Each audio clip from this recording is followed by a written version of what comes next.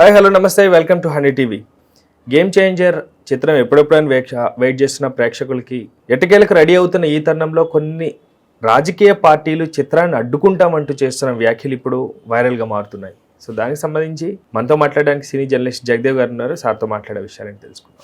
నమస్తే అండి. నమస్తే. సో గేమ్ చేంజర్ చిత్రాన్ని కొంతమంది రాజకీయ నాయకులు ఆపుతామంటూ ఆందోళన కూడా దిగటం జరుగుతుంది. సో దాని గురించి మీరు ఏమంటారు? ఎంతవరకు కరెక్ట్? గేమ్ చేంజర్ సినిమా చూడకుండానే, దాని స్టోరీ తెలియకుండానే, అసలు ఏ నేపథ్యంలో ఉండబోతోంది అని ఊహించి ఇప్పుడే అడ్డుకుంటామని అనేది ఒక విధంగా గేమ్ చేంజర్కే ప్లస్ అవుద్దేమో. ఎందుకంటే ఎక్కడ కాంట్రవర్సీ వస్తే అక్కడ హైప్ వస్తుంది. మీరు అబ్జర్వ్ చేయండి, పుష్పకు కూడా ఆయన్ని పోలీసులు అరెస్ట్ చేయ ముందు వరకు ఓ మాదిరిగా ఉండేది, అరెస్ట్ తర్వాత కలెక్షన్స్ పెరిగాయంట. 2000 మార్కు పోయింది. భారతదేశ చరిత్రలో లేదు. ఎస్, దట్టు నార్త్ లో మరీ అంటే పుష్ప బన్నీ ఎందుకు అరెస్ట్ చేశారు, ఐకాన్స్ అరెస్ట్ చేశారు, అల్లు అర్జున్ అరెస్ట్ చేశారు, ఈ సెర్చింగ్ కూడా ఎక్కువ చేశారంట. ఎవరి బన్నీ, అల్లు అర్జున్ ఎందుకు అరెస్ట్ చేశారు ఇట్లా అంటారు. సో ఇక్కడ కూడా వైసీపీ వాళ్ళు పుష్ప సినిమాకు కూడా, పుష్ప సినిమా టికెట్లు పెంచకపోతే మేము ఊరుకోం, పుష్ప సినిమాని ఎవరైనా అడ్డుకుంటే మేము ఒప్పుకునేది లేదు, ఎవరైనా అడ్డుకుంటాను స్టేట్మెంట్ ఇవ్వకుండానే అప్పుడెప్పుడో ఆయన నంద్యాల వెళ్ళారని చెప్పి అప్పుడు ఇచ్చిన స్టేట్మెంట్ ఫ్యాన్స్ తప్ప మరలా పవన్ కళ్యాణ్ ఫ్యాన్స్ ఎక్కడ మాట్లాడలేదు, ఎక్కడ స్టేట్మెంట్ ఇవ్వలేదు. వీళ్ళు మళ్ళీ గుర్తు చేయడం అనమాట. ఎందుకు వీళ్ళు గుర్తు చేస్తున్నారు? మనుగడ కావాలి వీళ్ళకి. నేను అనుకోవడం, ఎవరికైతే జనాలు మర్చిపోతారు అనుకుంటారో వాళ్ళు ఏదో ఒక విధంగా వార్తల్లో నిలబడాలి కాబట్టి మేబీ అట్లా స్టేట్మెంట్ ఇచ్చుండొచ్చు. సో ఇంకా పుష్పకి సపోర్ట్ చేశారన్న అర్థం ఉంది. మీరు గేమ్ చేంజర్కి ఎందుకు అడ్డుకుంటామని అంటున్నారు అంటే ఏదో వార్తలో నిలబడాలని. పైగా ఇక్కడ చిన్న వార్త ఒకటి, అదే స్టోరీ లైన్ ఒకటి లీక్ అయింది అన్నట్టుగా చెప్పుకుంటున్నారు. ఏంటని, గేమ్ చేంజర్లో ఒక పవర్ఫుల్ ఐఏఎస్ ఆఫీసర్గా యాక్ట్ చేస్తున్నారు, అన్ప్రెడిక్టబుల్ అని అంటాడు కదా ఆయన, ఇట్లా చూపిస్తూ ఈయనకి పవర్ఫుల్ ఐఏఎస్ ఆఫీసర్గా చూపించడం. పవర్ఫుల్ ఐఏఎస్ ఆఫీసర్ ఎప్పుడవుతాడు? సొసైటీలో ఉండే ఇబ్బందుల్ని అధిగమించడం. సొసైటీలో ఇబ్బందులు ఎక్కువగా ఎవరి వల్ల వస్తాయి? ఆబ్వియస్లీ రాజకీయ నాయకుల వల్ల. మంత్రో, స్థానిక ఎమ్మెల్యేనో, లేదంటే ఒక రాజకీయ నాయకుడో, లేదా ఒక ప్రజాప్రతినిధి ఎంపీయో, అలాంటి వాళ్ళ వల్ల వస్తాయి. ఏదైనా మీరు చూడండి, గతంలో మోహన్ బాబు కలెక్టర్ గారు సినిమా తీసిన, లేదంటే నాగేశ్వరరావు గారు కలెక్టర్ గారు అబ్బాయిని సినిమా తీసిన, ఏవన్నీ కూడా అధికారులు పరంగా తీసినవి కూడా అక్కడ ఉండే రాజకీయ నాయకులతో ఉండే లాలూచి పడకుండా ధైర్యంగా ముందుకెళ్లే అధికారిగా చూపించడం అనేది సినిమా యొక్క అల్టిమేట్ కాన్సెప్ట్. సో ఇక్కడ కూడా గతంలో తండ్రి ఏదైతే ప్రభుత్వ అరాచకాలకి ఎదురొడ్డి మేబీ చనిపోతాడో ఉంటాడో, డ్యూయల్ రోల్ అంటే తండ్రి పాత్ర కూడా చేస్తున్నాడు. అంటే కొడుకుగా పవర్ఫుల్ ఐఏఎస్ ఆఫీసర్గా ఉండి ఎలా ఎదుర్కొంటాడు అనే దాని మీద ఒక స్టోరీలని అనుకున్నారట. అయితే ఇక్కడ ఒక తమిళ్ రైటర్ దీనికి ఒక కథ రాసి ఇచ్చారు. అంటే ఆయన ఎమ్మెల్యేగా కూడా పోటీ చేసి గెలిచారంట తమిళనాడులో.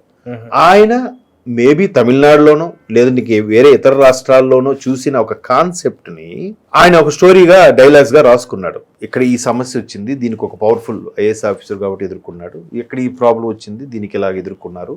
ఒక civil servants, either IPS or IAS, అలాంటి వ్యక్తి ఆయన అనుభవాలో లేకపోతే ఆయన చూసినవో ఆయన పడ్డవో మొత్తానికి రంగరించి ఒక కథగా ఇచ్చారు. శంకర్ గారు అందంగా చిత్రీకరించారు. సో ఇక్కడ కొంతమంది టాక్ ఏంటంటే, గత 5 ఏళ్లలో వైసీపీ పరిపాలన ఉంది కాబట్టి వైసీపీ పరిపాలన చేసే అరాచకాలని పరోక్షంగా వేలెత్తి చూపిస్తూ ఇందులో పిక్చరైజ్ చేశారు కాబట్టే దాన్ని ఒక పవర్ఫుల్ ఐఏఎస్ ఆఫీసర్గా రామ్ చరణ్ ఎదుర్కొనే వైనం ఇందులో కనిపిస్తుంది స్పష్టంగా అనేది ఒక అంటే ఫిల్మ్ నగర్ వర్గాల్లో సమాచారం, అక్కడ జనరల్గా మాట్లాడుకున్నది.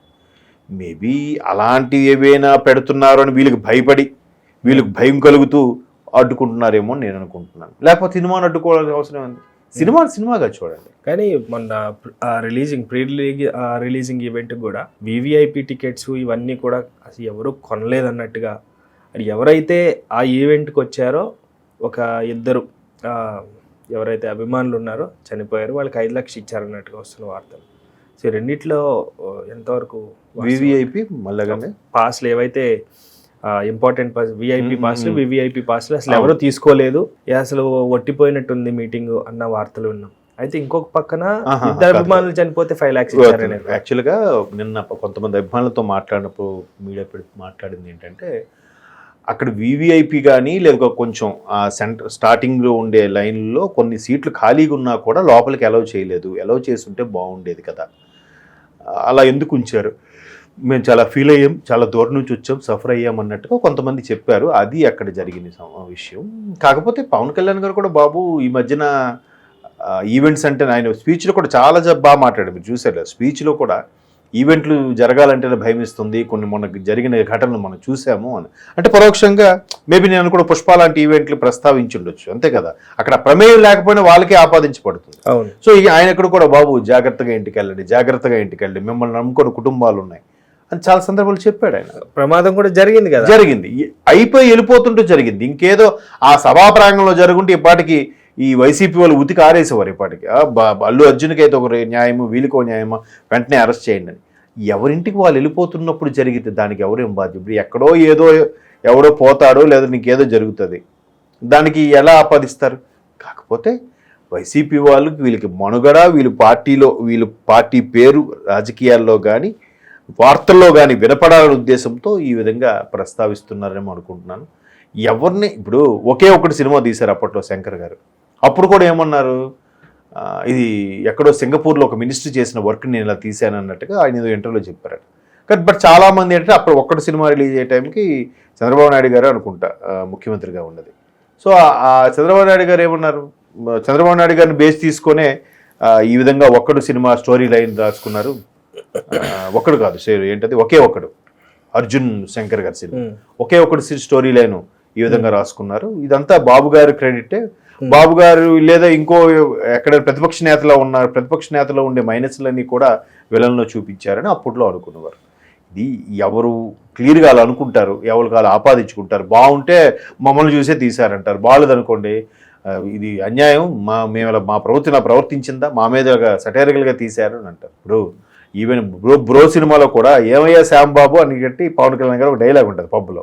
దాని వెంటనే అంబటి రాంబాబు గారు ఏమనుకున్నారు, శ్యాంబాబు పాత్రని నన్ను పెట్టారేమో, నా దృష్టిలో పెట్టుకొని ఆపాదించి మాట్లాడారేమో అనుకుని ఆయన వెంటనే ఒక ప్రెస్ మీట్ పెట్టేసి పవన్ కళ్యాణ్ గారి మీద కూడా నేను సినిమాలు తీయబోతున్నాను, నిత్య పెళ్లి కొడుకు, 3 పెళ్ళిళ్ళు లాంటి సినిమా టైటిల్స్ పెడతాను అని చెప్పి ఆయన కూడా చెలరేగారు అప్పట్లో. ఇది ఎవరు ఏం మాట్లాడినా వాళ్ళకు అది ఆపాదించేసుకోవడం ఇదైపోతుంది, ఆనవాయితీగా వస్తుంది. సో దానికి అక్కడ బీఏపీ పాసుల్లో కొంతమంది ఖాళీ సీట్లు ఉన్నా కూడా మమ్మల్ని వదిలితే అయ్యేది కదా, ఇబ్బంది పడి వెనక నుంచి ఎక్కడో చూసేవాళ్ళం కాదు కదా అని కూడా ఒక అపోహ ఉంది. బట్ వాళ్ళు బాధ్యతగా బాబు జాగ్రత్తగా వెళ్ళండి, జాగ్రత్తగా వెళ్ళి చెప్పినా కూడా వెళ్తున్నప్పుడు జరిగిన ప్రమాదానికి వీళ్ళు బాధ్యులు కానే కాదు. మొన్న బన్నీ గారి విషయంలో కూడా బాధ్యుడు కాదు ఆయన. హైకోర్టు అదే క్లీన్ చిట్ ఇచ్చింది, కావాలని చేసింది కాదు. అదే ఇప్పుడు సందర్భం ఏంటంటే ఇక్కడ ఈయన కూడా మళ్ళీ చెప్పాడు, అయినప్పటికీ బాధ్యతగా వెంటనే ప్రకటించారు. మీకు అది అర్థమవుతుందో లేదు. సో అక్కడ ఏంటంటే ఏదో వైసీపీ వాళ్ళు బన్నీ సపోర్ట్ చేశారు కాబట్టి శిల్పారావు గారికి ఆయన హక్కును చేర్చుకోవాలని, ఎవరెవరైతే బన్నీకి సపోర్ట్ ఇవ్వలేదో ఇంకా లాభం లేదు అంటే ఎలా అయిపోయిందంటే ఇక్కడ బన్నీకి ఎవరు సపోర్ట్ ఇవ్వలేదు కాబట్టి బన్నీని మనం హక్కును చేర్చుకుందాం, బన్నీని మనం వైపు లాగేద్దాం అన్నట్టుగా పుష్ప 2 సినిమా అప్పుడు కూడా అలాగే వ్యాఖ్యలు చేశారు. ఇప్పుడు కూడా బన్నీని దృష్టిలో పెట్టుకుని చిరంజీవి పవన్ కళ్యాణ్ గారిని కూడా అరెస్ట్ చేయాలన్నట్టుగా కొంతమంది కోతలు. మరి అలాంటి నిన్న కేటీఆర్ గారు గేమ్ చేంజర్ పార్ట్లోనో లేకపోతే ఎక్కడో రామ్ చరణ్ గారిని కూడా అలాగే అన్నారు కదా, రాజకీయ నాయకుల కన్నా బాగా మాట్లాడావు, మరి తొందరలో ఎక్కడ ఉంది అన్నారు ఆయన. అన్నప్పుడు అదేం లేదు సార్ చిన్నపిల్లోడు అని మెగాస్టార్ గారు అంటే ఇంకా అదే లేదు, ఇంకా టైం ఉంది ఇంకా టైం ఉంది అంటే ఆల్మోస్ట్. సో ఇలాంటివి ఏంటంటే ఈజీగా ఏదో ఒకటి ప్రభుత్వం ఎంత బాగా చేసినా ప్రతిపక్షాలు అనేది నల్లటి మచ్చ కోసం వెతుకుతూ ఉంటాయి, తెల్లకాయతో ఉందలేసి. ఇక్కడ కూడా ఎప్పుడు ఛాన్స్ దొరుకుతుందా, ఎవరిని దులిపేద్దామా, మన పార్టీ మనుగొని ప్రశ్నార్థకం కాకుండా పార్టీ మనుగొని సోషల్ మీడియాలో కానీ నలుగురు నోట వినబడేలా చేద్దాం అనే తాపత్రయంలో చేసిన తప్ప ఇవి ఏవి పట్టించుకోవాల్సిన అవసరం లేదు. Right, thank you so much sir. Thank you viewers, bye.